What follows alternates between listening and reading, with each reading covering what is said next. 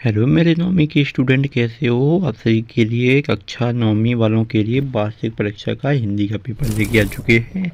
तो मैं आपको पहले ही बता देता हूँ, यह आपका मॉडल पेपर है। इससे आपके प्रश्न आएंगे तो इस पेपर को देख लीजिए, और इसके जो भी पेपर आपको स्कूल में मिलेगा उसके सेम प्रश्न आपको देखने को मिलेंगे। तो इस पेपर को आप देख लेना, और इसमें सभी उत्तर आपको प्रोवाइड करा दिए जाएंगे, आपको टेंशन मत लेना। और यहाँ पे देख सकते हो कक्षा नौवीं वालों के लिए हिंदी का पेपर दिया जा रहा है। और जिसने अभी तक चैनल को सब्सक्राइब नहीं किया तो चैनल को भी सब्सक्राइब कर लीजिए, क्योंकि हम ऐसे ही आपके लिए पेपर लेके आते रहते हैं। तो यहाँ पे आपको आपके 8 पेज दिए जाएंगे, आपको 80 नंबर का पेपर है, और आपका 30 प्रश्न पूछे जाएंगे, आपको समय 3 घंटा दिया जाएगा। तो यहाँ पे हिंदी वालों के लिए, कक्षा नौवीं वालों के लिए। तो चलते हैं अपन प्रश्न की ओर पे। तो यहाँ पे निर्देशक दिए जाएंगे, तो आपको निर्देशक पढ़ लेना है। फिर आता है आपका प्रश्न, यहाँ पे सही प्रश्न उत्तर। तो यहाँ पे देख सकते हो प्रश्न पहला में पूछा गया है, सही विकल्प चुनकर लिखिए, जो कि आपके 6 नंबर में पूछे जा रहे हैं। तो इसमें पहला दिया गया है, हिंदी साहित्य का स्वरयुग माना जाता है।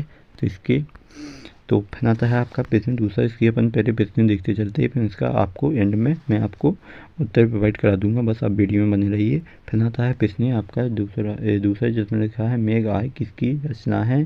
फिर आता है प्रश्न तीसरा जिसमें लिखा है काव्य के भेद माने गए हैं। फिर आता है आपका प्रश्न चारवां जिसमें लिखा है झूरी के सारे का नाम क्या था। फिर आता है प्रश्न आपका पाँचवा जिसमें लिखा है शब्द किस सार्थक युग को कहते हैं। फिर आता है प्रश्न आपका चारवां जिसमें लिखा है इस जल प्रदान में पाठ की विद्या है। फिर आता है आपका प्रश्न दूसरा जिसमें लिखा है रिक्त स्थानों में सही विकल्प चुनकर लिखिए, जिसमें लिखा है केंद्र और कोयला दोनों ही डड्डे जिससे बासी है। फिर आता है आपके यहाँ पे छंद जिसमें लिखा है प्रश्न दूसरा जिसमें लिखा है छंद की अंतिम वर्णों की अवधि डेडेस कहलाती है। फिर आता है आपका प्रश्न तीसरा जिसमें लिखा है वैदिक शब्द का मूल शब्द डेडेस है। फिर आता है आपका प्रश्न पाँचवा प्रश्न चारवां जिसमें लिखा है जानवरों के गद्य सबसे ज़्यादा डेडेस समझा जाता है, गधा सबसे ज़्यादा समझा जाता है। फिर आता है आपका प्रश्न पाँचवा जिसमें लिखा है काली लहर कल्पना काली पंक्ति है डेडेस अलंकार है।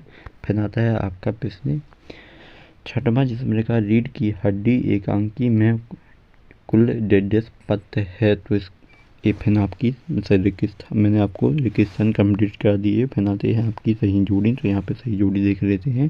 पहला प्रश्न पूछा गया है भविष्य किए। फिर आता है नेतृत्व का विलोम। फिर आता है हरि सिंह पलाई। फिर आता है आंसू के तद्भाव। फिर आता है कबीरदास। फिर आता है सवैया। तो इसके सभी के उत्तर देख लेंगे, बस वीडियो बनी रहिए, चैनल को सब्सक्राइब कर लीजिए। और यहाँ पे आ जाते हैं आपके प्रश्न नौवां जिसमें लिखा है हथकड़ियों के गहन को क्यों कहा जाता है। तो मैं आपको बता देता हूँ, यहाँ पे आपका एक पेपर मिस आउट हो चुका है, तो मैं वो अगली वीडियो में कर दूँगा। तो यहाँ पे और फिर आता है आपका कवित्व का घर जाने का चह से क्या तात्पर्य है। और फिर आता है आपका प्रश्न 10वां जिसमें लिखा गया है यमक अलंकार की परिभाषा उदाहरण सहित दीजिए, और इसका अथवा में है उत्प्रेक्ष अलंकार की परिभाषा उदाहरण सहित लिखिए।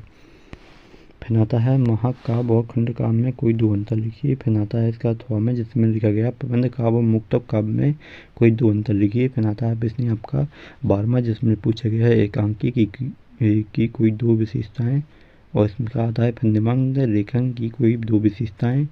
और इसका 13वां में आया है मुंशी प्रेमचंद अथवा महादेवी वर्मा की कोई दो रचनाएं लिखते हुए उनके स्थान भी लिखिए। फिर आता है आपका प्रश्न 14वां जिसमें पूछा गया है हज्जी हौज में केंद्र पशुओं की हाजिरी क्यों ली जाती है।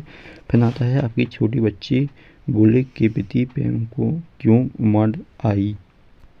फिर आता है आपका प्रश्न 15वां जिसमें लिखा है लेखक ने तिब्बत की यात्रा किसके भेष में लिखी थी। फिर आता है किस घटना ने सलीम अलीम के जीवन की दिशा बदल दी थी। फिर आता है आपका 19वां जिसमें लिखा गया मुहावरे एक एवं लोकोक्तियों में अंतर लिखिए। फिर आता है संविधान के समास के में क्या अंतर है, संधि के समास में क्या अंतर है, इसका अथवा में आ जाता है। फिर आता है आपके 17वां जिसमें लिखा है बड़ा पीड़ित क्षेत्र में कौन सी बीमारी फैलने का खतरा होता है। फिर आता है मृदुल गर्ग अपनी नानी से क्या प्रभावित थी। फिनाता आपका प्रश्न 19वां, जिसमें पूछा है निम्नलिखित गद्यांश को संदर्भ प्रसंग सहित व्याख्या करनी है। तो ये आपको यहाँ पे गद्य दिया जाएगा, तो आप गद्य देख लीजिए। फिनाता आपका प्रश्न 19वां, जिसमें लिखा है निम्नलिखित गद्य का संदर्भ प्रसंग कीजिए, जो कि यहाँ पे आपको गद्य दिया जाएगा, तो आपको इसको देख के करनी है। यहाँ पे 20वां, जिसमें लिखा है अपने गाँव पर शहर पर एक अनुच्छेद लिखिए, और इसका थोड़ा में है अपने विद्यालय के प्राचार्य को सारा शुल्क में मुक्ति हेतु आवेदन पत्र कीजिए। फिनाता आपका प्रश्न 19वां, जिसमें पूछा गया है निम्नलिखित में से किसी एक विषय पर रूपरेखा लिखनी है। तो इसके जितने भी उत्तर है वो अगली वीडियो में आएंगे। बस चैनल को सब्सक्राइब कर लीजिए। मिलते हैं अगली वीडियो में। आप सभी का बहुत बहुत धन्यवाद।